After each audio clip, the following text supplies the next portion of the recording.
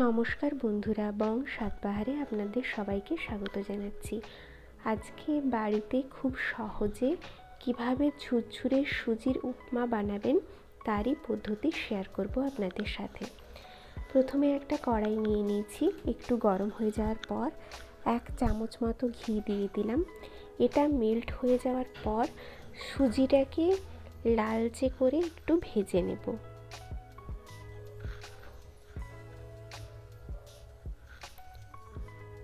আপনারা চাইলে সাদা তেলও ইউজ করতে পারেন, তবে ঘি দিয়ে করলে টেস্ট এবং সেন্ট দুটোই ভীষণ ভালো হয়। এরপর প্রায় 250 গ্রামের মতো সুজি আমি নিয়েছি। এটা এইভাবে ভালো করে নেড়ে নেব। অনবরত নাড়তে হবে যাতে ডালা পাকিয়ে না যায়। এই দেখুন, ঘিটা একদমই সুজির সাথে মিশে গেছে, ঝুরঝুরেভাবে, কোনো ডালাইতে নেই। এইভাবে নাড়তে হবে, না হলে নিচে লেগে যেতে পারে লাল হয়ে, বা পুড়ে যাওয়ার সম্ভাবনা থাকে। তাই মিডিয়াম ফ্লেমে করতে হবে আর বারবার এভাবে নাড়তে হবে। এরপর দেখবেন হালকা লালচে ভাব এসছে সুজিতে এবং একটা ভীষণ সুন্দর স্মেল বেরিয়েছে, তার মানে সুজি হয়ে গেছে। ওটাকে একটা পাত্রে নামিয়ে রাখলাম। এরপর কড়াইতে আরেকটু ঘি দিয়ে কাজু ও কিশমিশটা ভেজে নেব।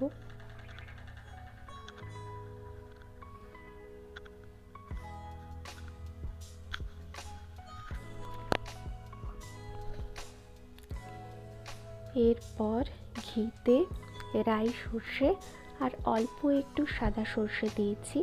এটা এইভাবে নাড়তে নাড়তে একটু ভাজা হয়ে এলে আদা কুচি দিয়ে দিলাম, ওটাও একটু নেড়ে নেব।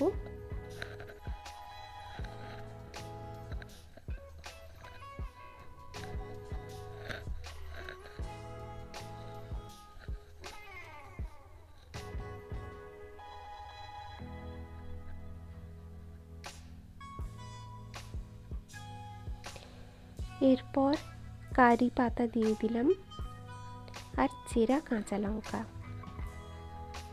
সব উপকরণগুলোরই খুব সুন্দর একটা স্মেল বেরিয়েছে।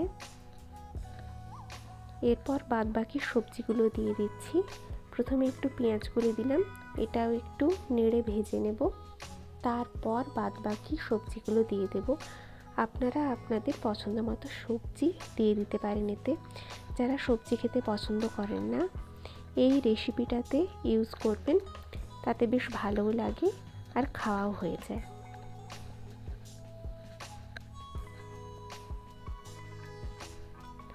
আমি আলু, গাজর, মটরশুঁটি, পটল কুচিয়ে নিয়েছি এখানে, সেটাই দিয়ে দেব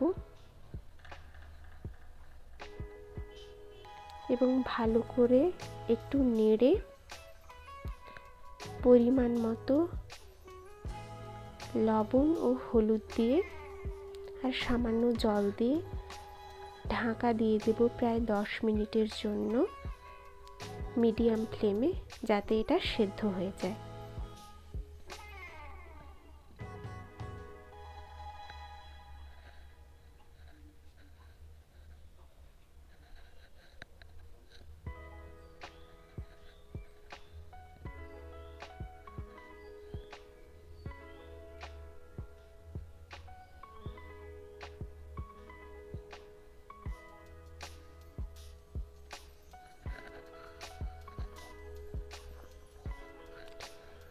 উপমাতে এই কারি পাতা ফোড়নটা এত সুন্দর একটা স্মেল বেরোয়।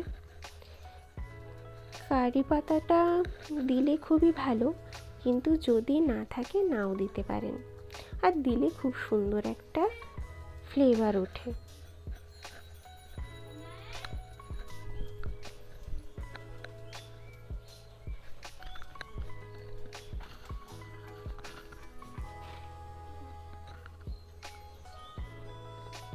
এরপর ভেজে রাখা সুজি, কাজু, কিশমিশ এইভাবে অল্প অল্প করে দেব আর অনবরত নাড়তে হবে, যাতে ডালা পাকিয়ে না যায় সুজিটা। একসাথে কিন্তু দেবেন না, তাতে ডালা পাকিয়ে যাওয়ার সম্ভাবনা থাকে। সবজিগুলোর সাথে সুজি দেখুন কি সুন্দর মিক্সড হয়ে যাচ্ছে।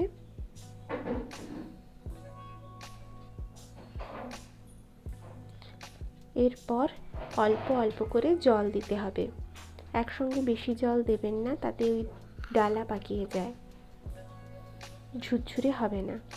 তাই অল্প অল্প এইভাবে জল দিতে হবে এবং ঘন ঘন নাড়তে হবে।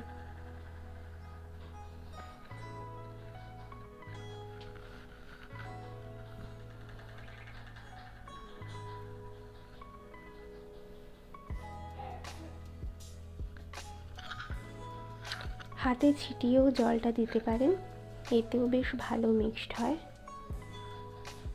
মানে একসাথে পড়ে যাওয়ার সম্ভাবনা থাকে না। আর লাস্টে এই যে প্রায় শেষের পথে রান্না, চিনিটা দিয়ে দেবেন পরিমাণ মতো, একটু বেশি চিনি দিলে সুজিটা খেতেও বেশ ভালো হয়।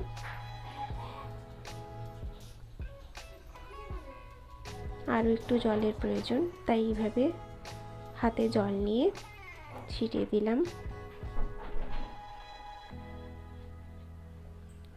উপমা প্রায় রেডি। আর স্মেলের জন্য কাঁচা লঙ্কা চেরা দিয়ে দিলাম। এরপর আপনারা যদি কেউ চান ঘি অ্যাড করতে পারেন, কিন্তু স্টেপ বাই স্টেপ বেশ ভালো রকমের ঘি পড়েছে এতে, এর থেকে বেশি দরকার নেই বলে আমি আর দিলাম না। এবারে আপনারা যদি পছন্দ করেন তো দিতে পারেন। দেখুন কতটা ঝুরঝুরে হয়েছে, আর ভীষণ সুন্দর একটা স্মেল বেরিয়েছে, আর খেতেও বেশ টেস্টি হয় এটা। আজকের মতো এটুকুই, টাটা বাই, সবাই ভালো থাকবেন।